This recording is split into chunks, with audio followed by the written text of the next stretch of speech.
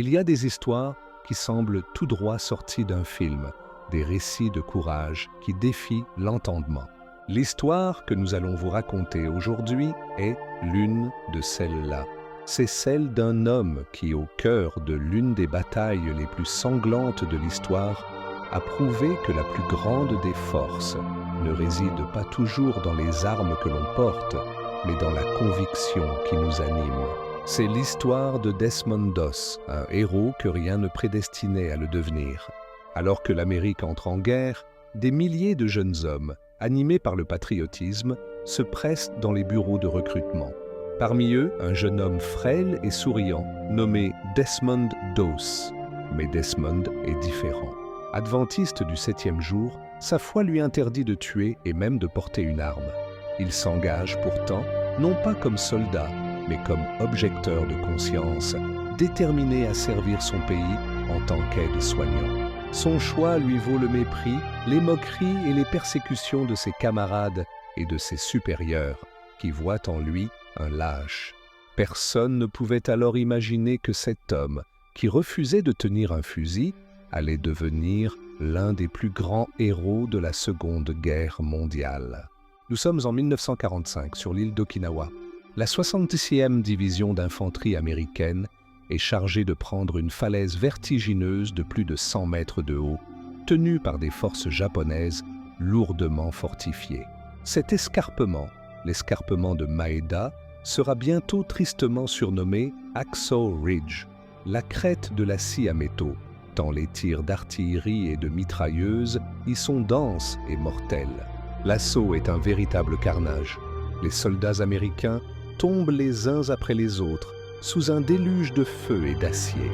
Submergés par la violence de la contre-attaque japonaise, les survivants reçoivent l'ordre de battre en retraite, abandonnant derrière eux d'innombrables blessés sur le plateau infernal. Mais alors que tous redescendent, une silhouette reste sur la crête. Seul, sans armes, au milieu du chaos et sous une pluie de balles, Desmond Doss refuse d'abandonner ses frères d'armes. Alors que la nuit tombe sur le champ de bataille, il commence sa mission impossible, murmurant une prière qui deviendra son mantra. « Seigneur, aide-moi à en sauver un de plus. » Il rampe dans la boue et le sang, à la recherche de survivants. Il ignore les explosions et les tirs ennemis qui sifflent à ses oreilles.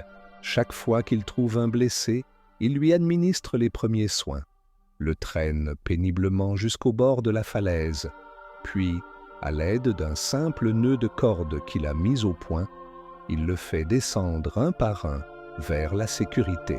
Un de plus, encore un de plus. Pendant 12 heures, il répétera ce geste héroïque, défiant la mort à chaque instant. Au lever du soleil, un miracle s'est produit. L'homme que l'on traitait de lâche avait sauvé, à lui seul, environ 75 de ses camarades. Son courage et sa détermination ont inspiré les troupes qui, galvanisées par son exemple, ont fini par prendre la crête. Pour cet acte de bravoure extraordinaire, Desmond Doss est devenu le premier et le seul objecteur de conscience à recevoir la médaille d'honneur du Congrès, la plus haute distinction militaire américaine. Son histoire nous rappelle qu'il n'est pas nécessaire de porter une arme pour être un héros. Parfois, la volonté de sauver une vie est l'acte le plus courageux qui soit. Le souvenir de Desmond Doss, cet homme simple qui a accompli l'extraordinaire, continue d'inspirer des générations, prouvant que même dans les ténèbres les plus profondes, la foi et l'humanité peuvent accomplir des miracles.